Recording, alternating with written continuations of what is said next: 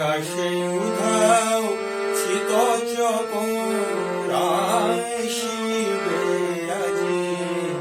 বন্ধু বলিয়া পরাণ শুনিতেছি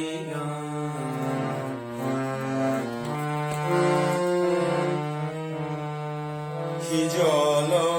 বিছানো বন পথ দিয়া রাঙায়ে চরণ আসিবে গোপিয়া নদীর পারে বন কিনারে ইঙ্গিত হানি শ্যাম কিশোর আসিবে আজি বন্ধু বলিয়া পরাণ শুনিতেছি গান।